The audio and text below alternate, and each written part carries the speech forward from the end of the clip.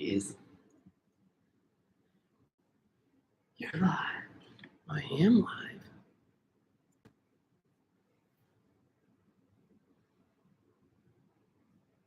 Hello, hello. If you're already in the room, we're going to wait a minute or two here to see if anyone else is going to pop in and join. Thanks for your patience there for a moment while I figured out how to use YouTube Live. This is my first.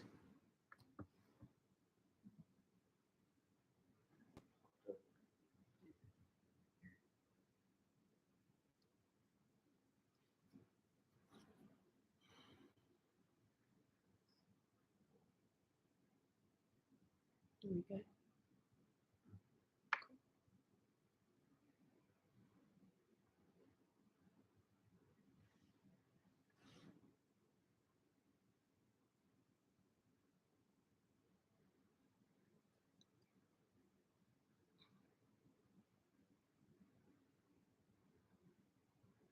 Looks like maybe there's a couple people coming on in. Let me know where you're coming from or maybe how you heard about it. It's great to have you here.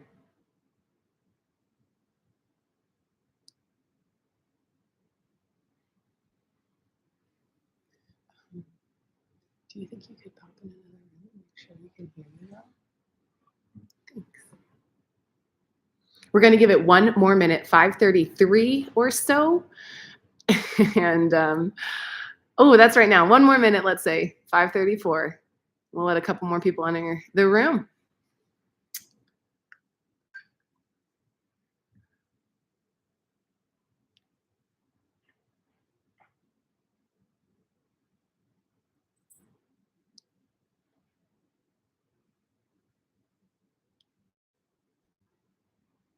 All right.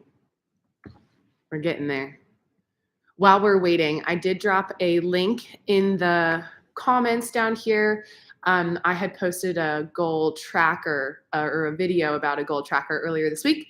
And so I just wanted to link that here. So as I reference it, you're able to pull that up and watch it afterwards, or quick pop out, feel free to have a glimpse of that. And that'll give you an idea of how I set up my spreadsheet and how I'm tracking my goals this year.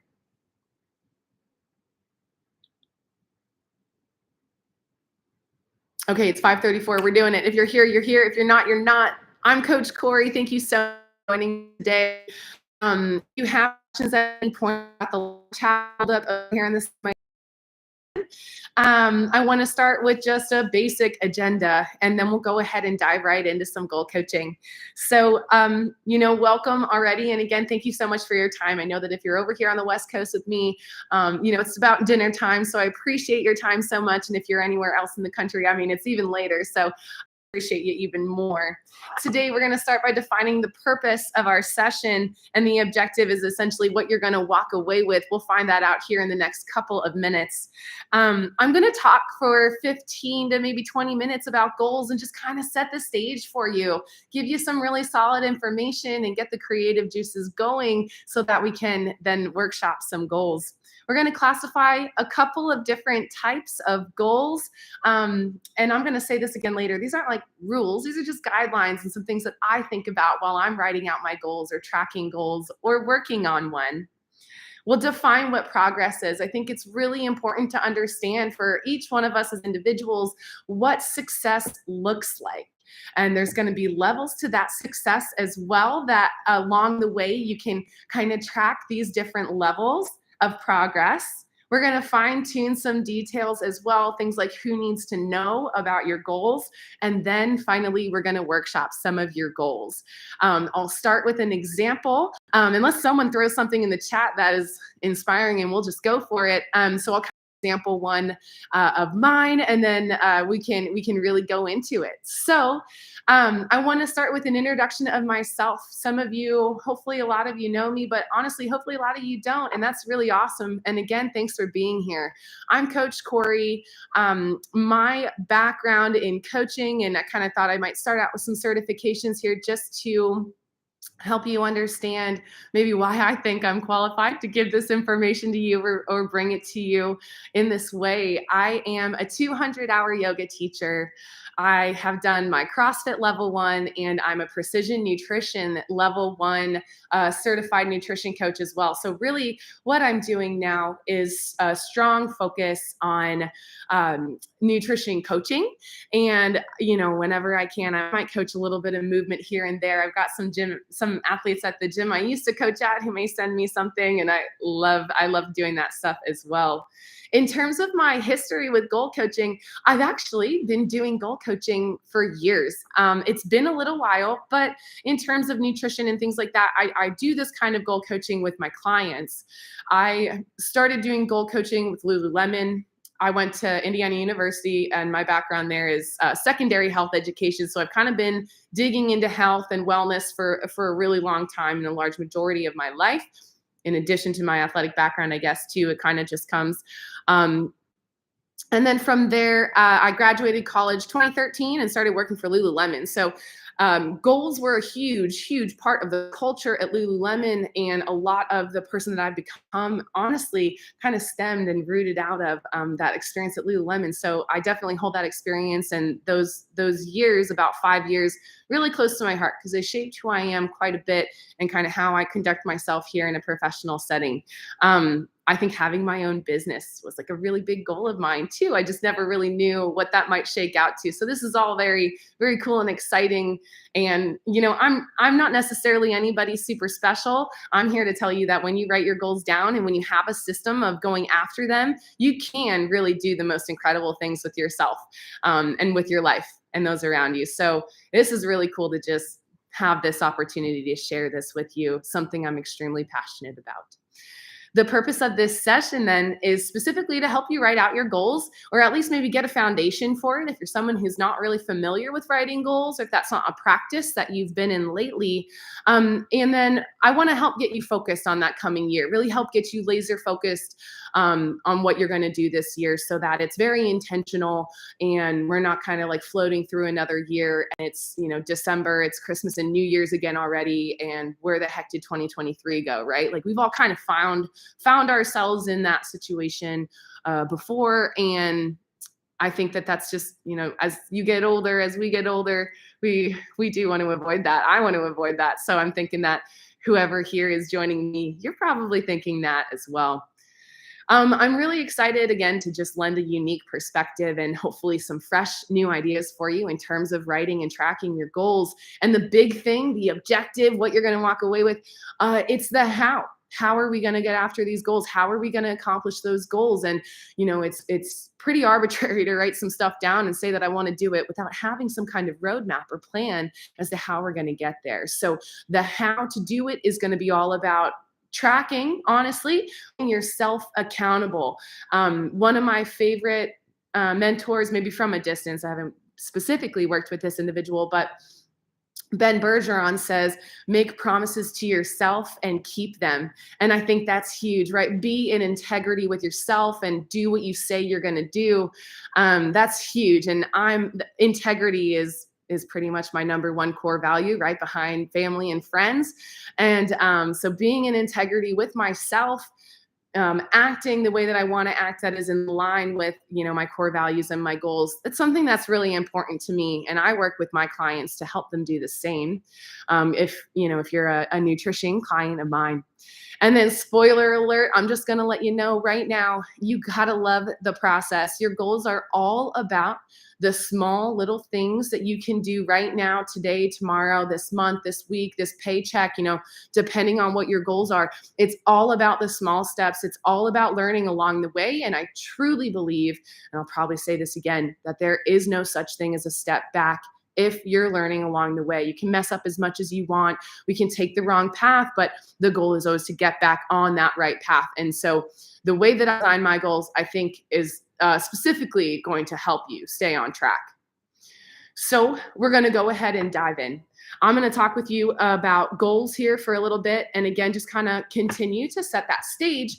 And I'm going to start off with a quote from James Clear, one of my favorites. Again, I would say like mentor from a distance, someone who I follow on Instagram, social medias and whatnot. And if you follow me, you'll notice that I'm reposting a lot of James Clear. He's the author of Atomic Habits. And my favorite quote from James Clear is that you do not rise to the level of your goals, you fall to the level of your systems. And I just think that's so powerful. And so we're here to define our systems that are going to help us get to our goals. So I watched a video this week. James Clear kind of defined why he went with Atomic Habits as the title. And I like this because this supports what we're doing here today as well. Atomic, or atoms, are the fundamental unit in the larger system. Atoms turn into molecules, or group together to become molecules. Molecules become compounds. And so he referred to the atoms as the source of your power. I really like that and wanted to share that with you as well. And again, as we start talking about goals, these are guidelines. These are things that I think about. And so, yeah, they're not rules. There's always exceptions to rules. And so, yeah, you get to do what you want with your goals and how you do it. But what I'm giving you are, again, just those guidelines. Your goals are going to be very unique to you, and they should be. It's not, well, my best friend's running a marathon, so now my goal is to run a marathon. Dang, you're a good friend, and that's awesome support. But to me, that doesn't sound like a goal. It truly sounds like something that's inevitably going to happen. And so, if you have a goal to perform well in that marathon or feel good in it, at mile 20, where most people maybe don't feel so great, then we're on to something, and we're talking about a goal, and we can start to set up systems to how to get you to feel really good at mile 20 in that marathon, right?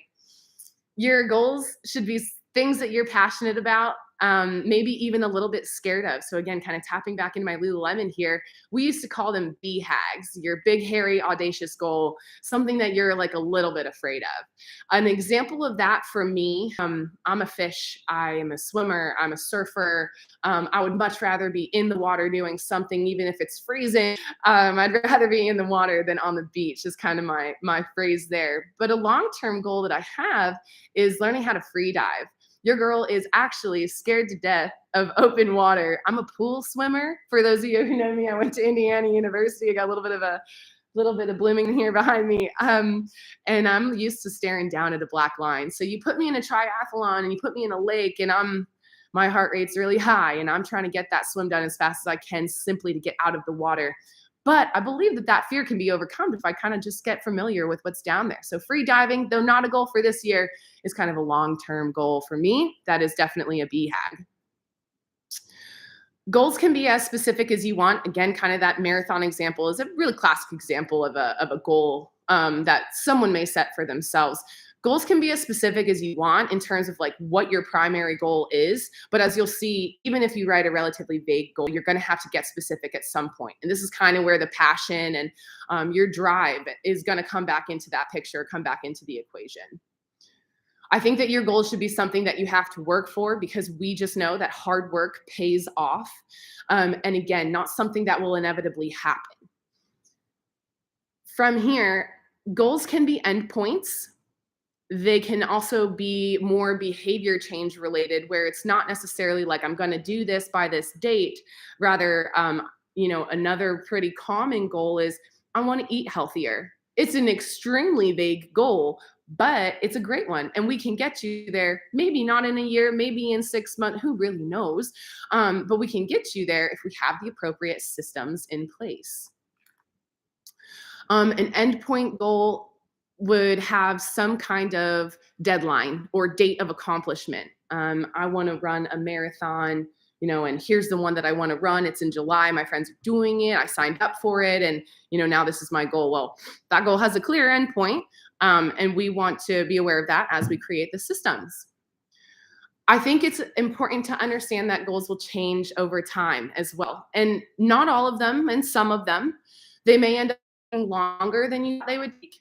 They may all end up not taking quite as long, which can be pretty exciting as well. And we may see that goal shift into an even bigger goal, that snowball kind of, or that snowball effect, of, well, now I've done the half marathon. Well, now I'm going to go ahead and do a half Ironman. You already got the run covered, whatever.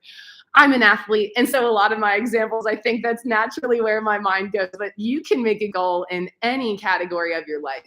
You can classify your goals as personal, social, professional, health and wellness, maybe, a personal goal could definitely have to do with your family. And maybe, I know that one of our personal goals that I'll go ahead and share is that Greg and I are getting married this year, and we certainly want to have a baby while we're still young. So long term, right? But things that support that, maybe it's that eating healthy goal, right? Things that are going to set us up for success in that area. Goals can have different timelines as well. As mentioned before, some goals will take longer or even shorter than you previously thought. So 1 year, 5 year, 10 year, and 10+ years. Now there's different ways to organize that too.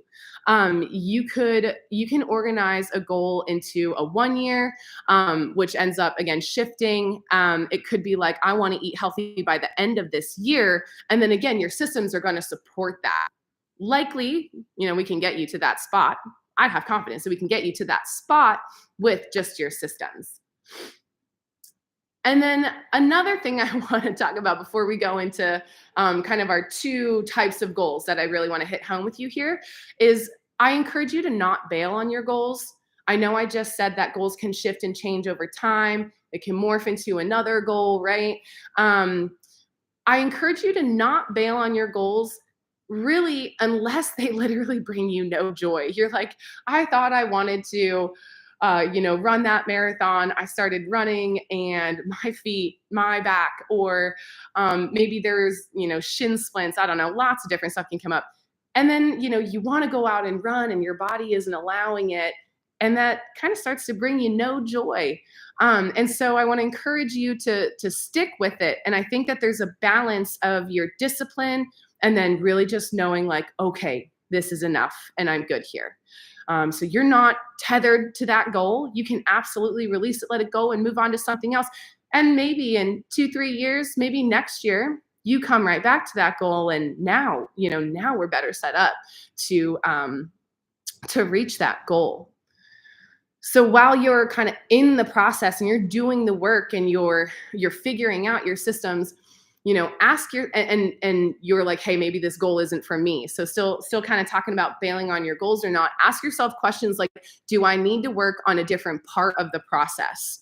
There may be a different order in which I need to tackle the different elements or the skills that it's going to take for me to master whatever that goal is. And so we just essentially we want to be introspective. We want to always be kind of challenging ourselves in what we're doing. But we also want to be kind of present with it and sticking to the plan until, we determine that it's no good. It's not working for us anymore. You can absolutely lose interest in a goal too. I think that's probably happened to all of us. Like, I'm just not doing that. But again, be learning from it. Take that step forward and ask yourself, why did I write it down in the first place? Be honest with yourself. And then answer the question, what has changed? So that's kind of, for me, that's how I've started to view my goals. These are just ideas that I wrote down that I thought, hey, maybe you'll find some value in this. I did. And so now what we're going to do is we're going to move on to the how.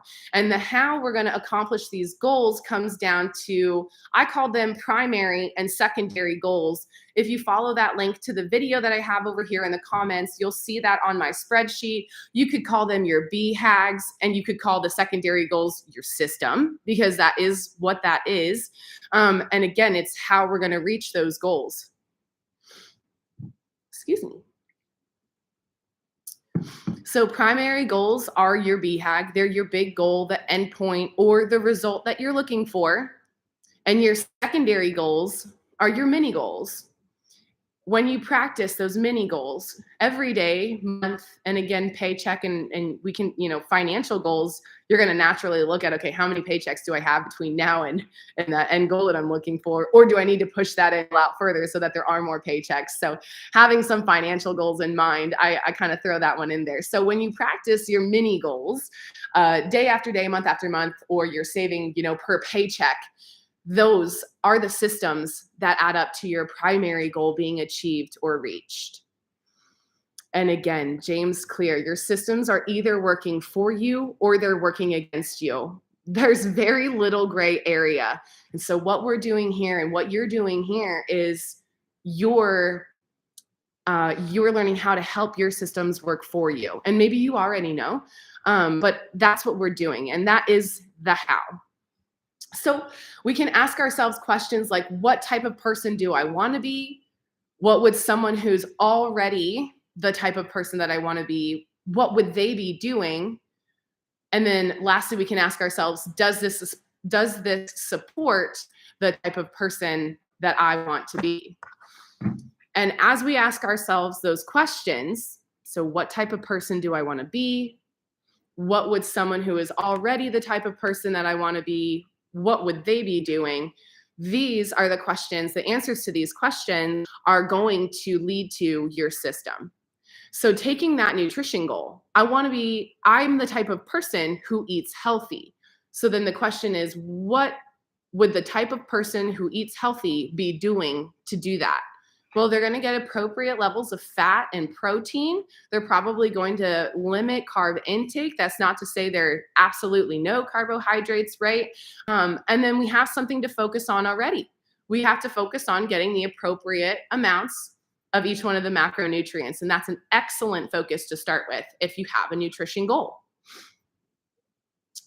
Again, your systems are your daily focuses. So when I go into my spreadsheet and I look at what's going on in my spreadsheet, I can see how I've done all week long. I take notes in there, not so in depth as like how I felt during a workout or anything like that, but like I'm tracking a lot.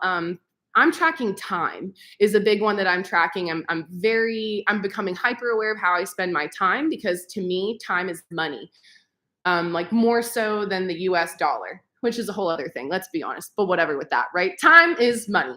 And that is the type of currency that I think I am trading in, or I feel like I'm trading in, okay? So when we practice this stuff daily, when we have these focuses, using that spreadsheet, I get to see my progress, and I get really excited about getting into that spreadsheet every day and saying, yeah, I did my breath work. I did my cardio. I did my weightlifting. I ate well today. No processed foods. I'm eating carnivore right now. If you're following along on my journey, I'm eating only animal products with the occasional sauerkraut or pickle. I love pickles and sauerkraut, so I'm throwing them back in. And fermented veggies are great for you. And again, the mini goals will shift over time. The big goal doesn't have to shift at all. I want to be that person who eats healthy, right? I'm a healthy person. I'm a healthy eater. We focus on our macronutrients for a little while. We're tracking our food. Tracking your food with a nutrition goal is of utmost importance. So go ahead and write that one down. If you have a nutrition goal and you're not taking inventory, that's a system that's not working for you. So go ahead and track and get really real about every little thing that you're putting in your mouth. And then from there, it's expanding your knowledge in nutrition. It's shifting those goals. Okay, I get my protein every day, every meal now. I'm the master of that. What can I do next? And then it's, looking for that next thing that you do. So your secondary goals, your mini goals, they should shift over time. You shouldn't have to work on the same thing every single day. That said, some things you're going to work on for just a couple of weeks, and other things you're going to work on for a few months. And that's okay. We're all on our own timeline. It doesn't really matter too much how long it takes you to achieve your goals. You're in the driver's seat and you get to decide. And again, maybe it's putting more systems into place to hold you accountable to help you reach those goals quicker.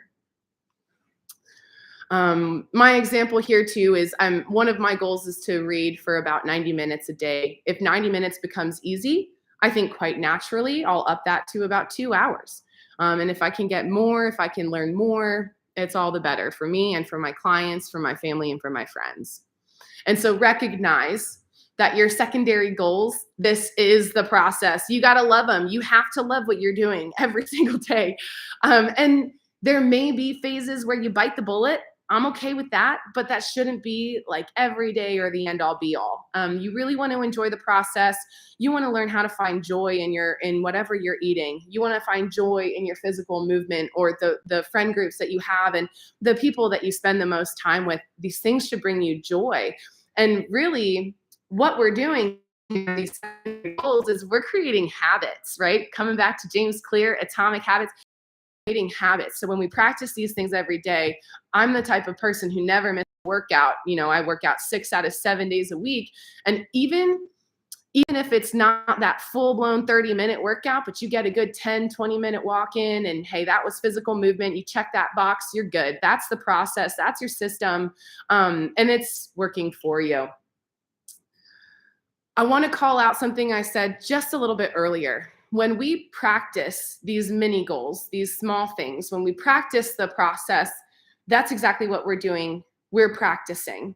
So you're not going to nail it every single day. And that's not what it's about. It's about just trying to do better than you did the day before. Or maybe the week before. And again, things come and go in phases. So this is a big thing in yoga, is it's your yoga practice. We're not here to push for perfection. We're here to practice. And we all know, if you're an athlete, hey, we have good practices and we have bad practices some days. But can we find the good in that bad? What did you do really well? Did you say, okay, I feel like crap, but I'm going to do this run, and all I'm going to do is focus on quick little steps, even if I run 11-minute miles, which really sounds like something I would do. Okay, I went for a run that day. It wasn't my fastest time or anything like that, but I absolutely checked the box. So practice discipline, practice integrity with yourself, and practice your systems. Okay. I think I went a little off track. What I do want to add to that is habits are absolutely about repetition, and we need to do these things over and over again. We do these things day after day, week after week, paycheck after paycheck, right? And this comes back to that finding joy. Habits are actually as much about repetition as they are about finding joy in it and the emotion that you tie to it. I can let you know that I absolutely hated practicing swimming for my whole entire life, but I understood that I needed to go to practice if I wanted to race fast. I was willing to do it, but like, how much better could my swimming career have been? And this is a joke, but it's real too. How much better could I have been if I had loved it? Loved every minute of practice, loved every minute of focusing on my stroke, on my turns. Is my dad here? He could totally call me out right now. Focus on your turns, right? Oh man, I never wanted to work the details. I wanted to swim fast. And I feel like I did what I felt like I needed to do to swim fast, but I also know in hindsight, I could have done better. And again, that really comes back to, how bad do you want your goals? And I'm here to tell you, you got to want it. You got to love it. So next, we're going into defining progress. I think it's super important to understand that we want to define that progress for ourselves. We want to define success for ourselves. And so what I'm going to talk about here, again, there are no steps back as long as you're learning. So keep learning, keep dissecting and being in inquiry and asking the why questions. Why this? Why that? How did that happen? What if I did this different? And give yourself a week or two of experimentation. And then if it works, keep it going. And if it doesn't, that's all right. Let it fall to the wayside and go ahead into your next practice or your next mini goal, whatever you think you need to master next, whatever skill that may be to help you master whatever that goal is. I also want to encourage a quick reset. So again, it's okay to misstep and mess up, go astray, take the wrong path. And as soon as you notice that I'm on the wrong path, I'm not doing the right stuff, I've gotten away from my spreadsheet, I'm not tracking anymore, whatever that is for you, quick reset. Like in that moment, I want to eat healthy, but oh my goodness, the New Year's just happened and Christmas just happened. Well, what am I doing today, right now, in this moment? I'm controlling what I can control, which is my intake, and it's a quick reset. I'm going right back to the basics, right back to the fundamentals, and then build back into that goal again. Goals, like a lot of things exist on a continuum or on a spectrum. And so here's where we can start to break down our systems. We can create an easy, a medium, and a hard variation of your secondary goal, of your mini goal, that can help you get to that primary goal, your BHAG. So an example, again, let's call it the I want to run a marathon goal. It's a pretty easy one to snowball off of, but you can start to use your imagination and start to kind of do this with your own goals already. I want to run a marathon. Your secondary goal could be something like, well, I need to run at least 5 times a week. Maybe that's Monday through Friday. Maybe that's like a 3 days on, 1 day off, 2 days on, 1 day off is a good schedule. Or, I work through the weekend, so Monday's my day off, and I work out these other days. So we want to get clear around that system. And if you haven't been running, maybe the goal starts with, I run 3 times a week, or I run once a week, right? So depending on your entry point.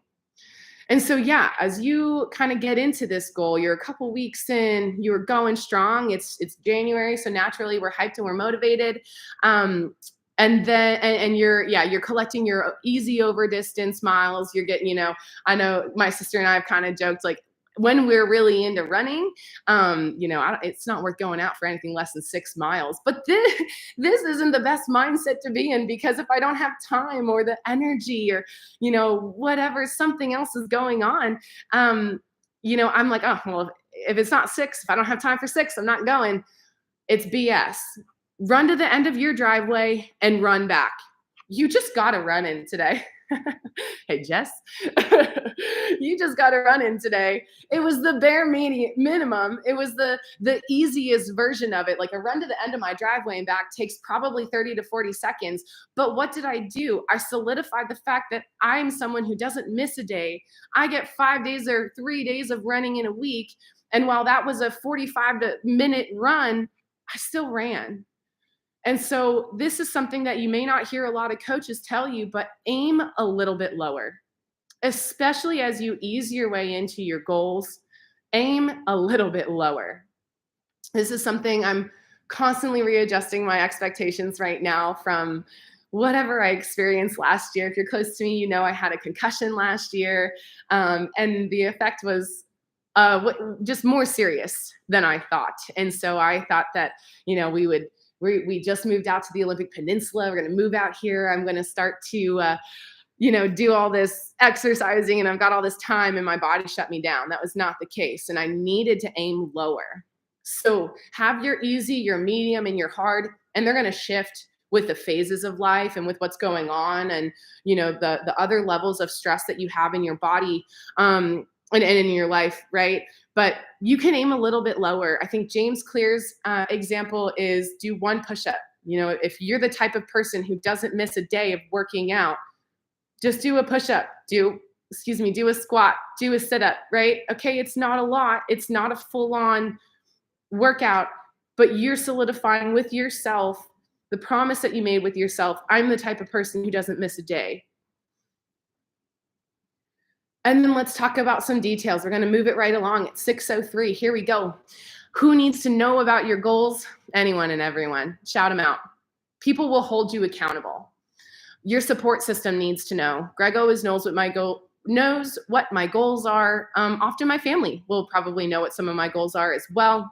You can take a buddy with you. Again, just people who hold you accountable and in integrity, right? We all have the ones. And honestly, I go through phases where I might be the one who's like, hey, let's have this treat. Let's have this cookie. Let's skip this day. I'm tired, right? No. Take along the people with you who will hold you accountable, and who will ensure that you keep those promises to yourself. Identify who those people are, write them down, and make it a point to share your goals with them. Okay, this is my spiel. That is my whole thing on goals. And so what I want to do is I want to workshop your goals.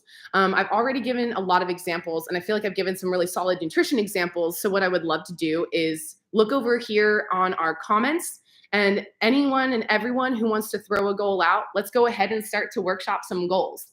Start to think about what is a big thing that you want to do, whether that's this year, is it a behavior change?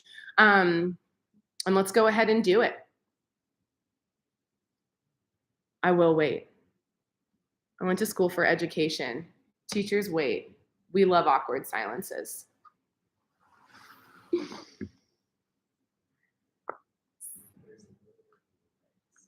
Oh, okay. G says there's a little bit of a delay. Do you have something showing up?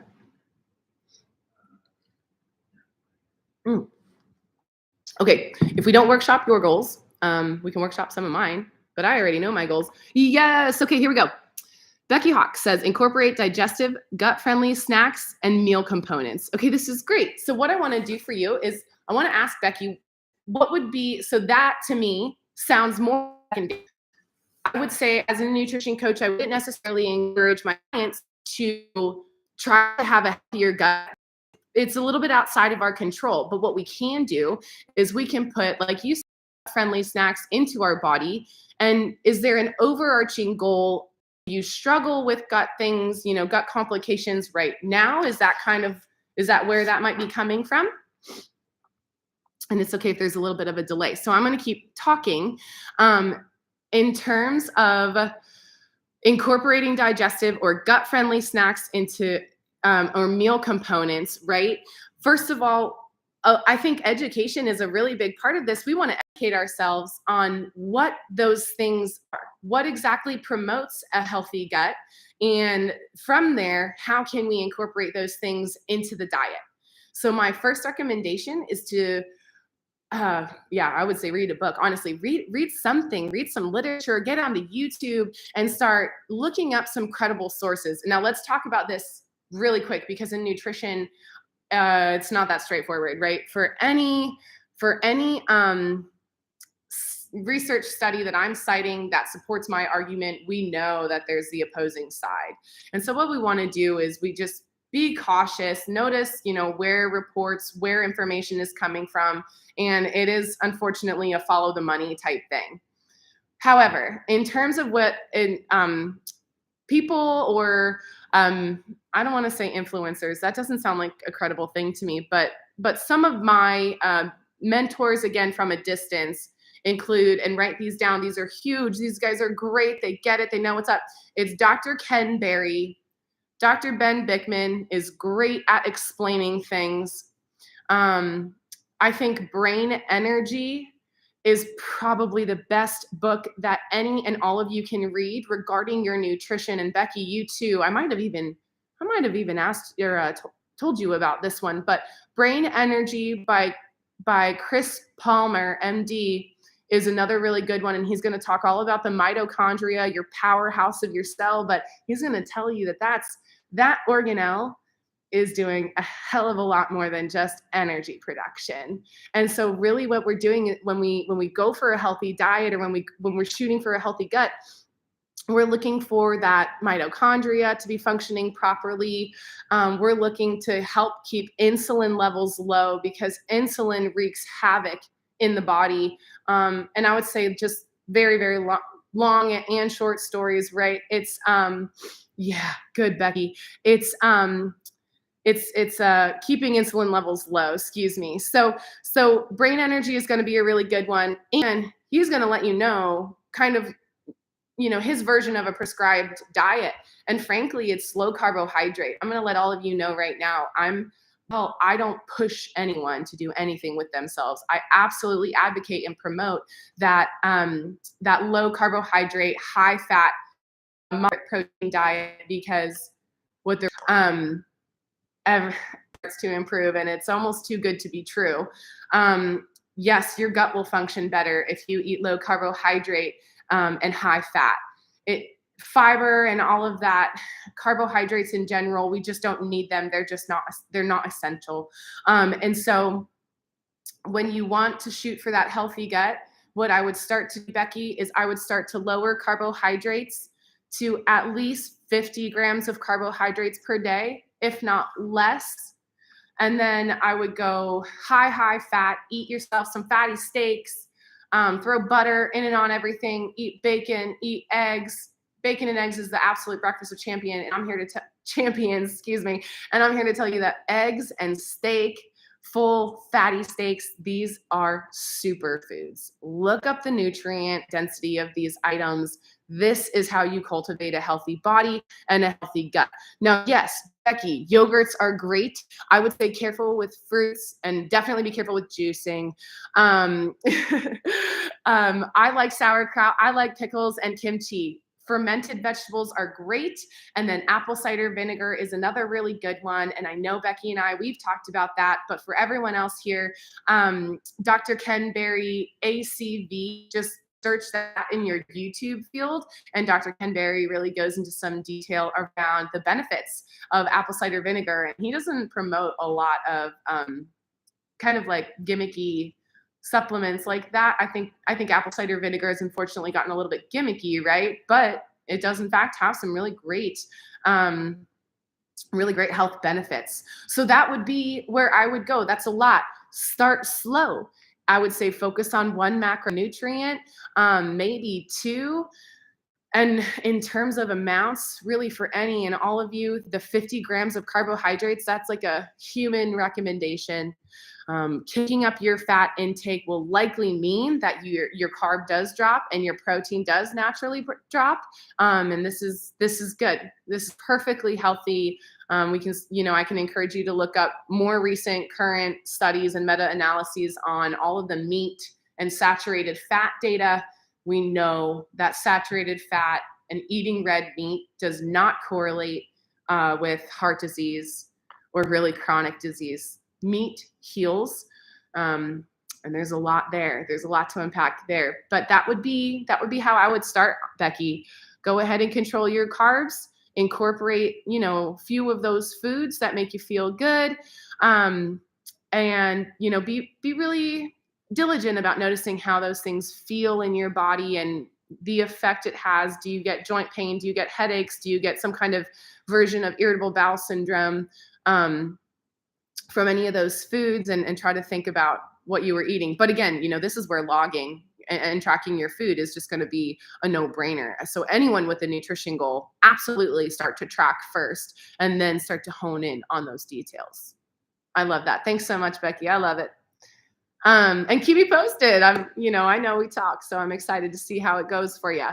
Anyone else? What other goals do we have that we can workshop and kind of spitball some ideas around?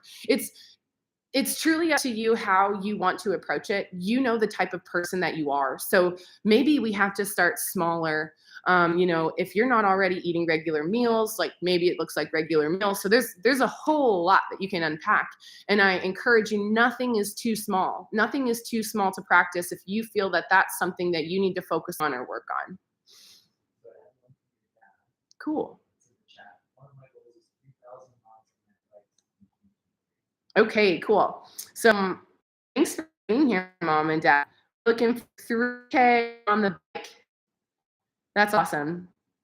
And so same as the running goal, right? You want to, and I feel like you kind of already do this, but you want to just set your goal. I would start with like a weekly goal. How many days a week do you want to get out? And start there. Start building the habit of just getting out there on a regular basis would be my goal. And again, that kind of comes back to that aim a little lower. Okay, I don't feel really good today. Work went longer than I wanted to, or I was on that conference call, right? Didn't really get out in time, but hey, 5 miles on the trail is better than no miles, laying down on the couch, not doing it. So I would try to set a baseline. And this is exactly actually how I did my run goal. Although I don't have a mileage, I think that's awesome. I love that focus. I just want to make sure that I get my run in 3 or 4 times a week. I think I shifted that goal to cardio just because we have different pieces of cardio, but running is still one of my main focuses. And I want to make sure I get out there at least 3 times. That's both for me. That's kind of my goal with Hawkeye, my dog too, is just to get him out more and burn up that little puppy energy. And so I would set a goal of like, how many days do you want to go out, or how many miles do you want to get in a week? The way that you approach it will be completely dependent on the type of person that you are. So if you connect more with getting the miles in because the miles are the goal, then that's where I would start. If it doesn't work, then maybe it's like, okay, I just need to get out 3 or 4 times a week. If I get out 4 times a week, I know I'm well on my way to that goal. I think that the chat is a little delayed. So Greg's laughing about something that I missed, but that's okay. So that's a really good goal. And then I think, again, tracking. And I think you already do this, Dad. You want to track, turn your Strava on, turn on whatever, we used to call it a cyclometer. My dad had cyclometers instead of odometers, right? So turn your cyclometer on and, log those miles. And just enjoy the snowball effect of that. Get out on some crappy days and train tired and, have some leeway with yourself when you really can't do something, or you really, you literally can't get out there that day. That's all right.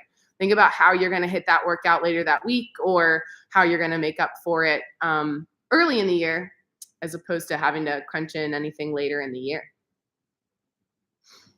Who else? What's up, Elizabeth? Hi, buddy. We got Elizabeth and Aaron on. So mom said, eat healthy and be healthy.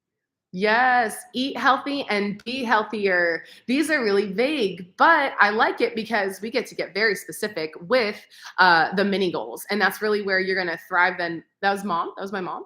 Nice, beautiful. Okay, thank you. We do. We want to eat healthy. And so, what does that look like? Again, there's a huge component of education where you want to get educated on whatever is the most up to date in the nutrition field. And luckily, you've got some pretty good access right here. And again, it does come back to kind of reading those books and getting in touch with the most up to date literature, because while some things in nutrition are relatively evergreen, like there's 3 macronutrients, we know about biological processes. When we eat carbohydrates, we release insulin. When we're in a fasted state, we don't, things like this. So there are some things that we absolutely understand to a T, but there are so many mysteries. And with my own health issues and things that I was going through last year, in addition to a concussion, I found out that and this is my opinion, this is just like my opinion, man. I don't think that the medical industry is very much in the business of helping us figure out like what the root cause of that problem is. I do think that as a nutrition coach, I'm in a fortunate position to be able to help people understand that the root cause of a lot of their health issues are actually directly correlated with their nutrition and driven by the things that they're putting in their mouths. So staying up to date on information is great. You can subscribe to my YouTube channel. Holla, plug in myself. Subscribe to my YouTube channel, and my job is to help bring you that most up-to-date information with in a way that you can understand. So I kind of coin like simply nutrition is my approach. I want to keep it simple, as simple as I can. So education is huge. In terms of starting a nutrition goal that's broad, like I want to eat healthy, and this is going to be, I mean, that's probably the most popular. I want to eat healthier this year. Getting up on, let's notice where the opportunity is. A real goal is to absolutely eliminate all processed foods. Get them out of there. If you're on foods that have nutrition labels or supplement labels, you don't need them. It's likely you're not getting a lot of great nutrient from them anyway, and they're probably carbohydrates. So they're spiking your insulin, and long story short, creating systemic inflammation or even localized, right, gut inflammation. You're going to get joint pain, back pain, headaches, and things like that. There's a myriad of issues that come along with over consuming processed foods and carbohydrates. In addition to the carbohydrates, it's the seed oils. And these refined oils: canola, safflower, sunflower, palm, soybean. They're terrible for you. What they do, in short, is they mess with your cell wall, so that in terms of, hormone receptors, your receptors end up pretty messed up. Your hormones themselves can end up pretty messed up. The regulation of those hormones, either overproduction or underproduction of hormones, and also actually neurotransmitters. And even, I mean, that kind of feels more serious, but they're both quite serious. And so it's about eating a diet that helps you kind of keep those things under control. So eliminating processed carbohydrates and processed oils is the best first step that you can take. And then when you master that, it's absolutely about working your way towards a ketogenic diet where there are few carbohydrates, and the carbohydrates that you're eating feel great in your body. They don't cause the inflammation, the headaches, the joint pain, the back pain, and all of that stuff. And so it's about clearing the junk and kind of making room for way more fat intake, moderate protein, and very low carb. Again, that number would be 50 grams of carbohydrates or less. And that's just for humans, for all of us. For kids too, kids can be ketogenic, but that's a whole other thing. I hope that helps, Mom. I know that. Love it. Yeah, that transition to keto is really cool. That's a big goal too. That transition to keto is a really big goal, and really same as what I just told Mom is cut your processed foods. And really, it's you can actually use carnivore as your elimination diet. And I think this is kind of more of what my sister is doing right now, which is really cool. Jess is on here too. um, you can use carnivore or that animal product only diet to help you figure out which carbohydrates really do work in your body. And it's a pretty simple standard elimination diet where I would recommend personally go 30 days on just animal products, moderate amounts of dairy, but as much meat and fat. Butter would be the exception. Eat as much butter as you want. 30 days straight carnivore. From there, add food back in, wait 2 days, and then add a different food. So actually, I'll share that I'm working with Jess a little bit, my sister, to help her figure out how to eat when she goes on a mission trip. And she'll only have access to so much food. And she has an idea of what that food is going to be. So what we'll do is we'll do that elimination diet. She's all carnivore in January. And then in February, we'll go, okay, day one, she'll eat a banana and then just carnivore for the next 2 days. And then, take note, how does it feel? Did it work for you? Headaches, gut stuff, checking your usual, like areas of opportunity or weaknesses, right? Like the gut tends to be a weakness, brain fog, mood, things like that. That's kind of my weakness in terms of my metabolism. And so you do that every 3 days. You try a new thing, and you just notice, how does this feel in my body?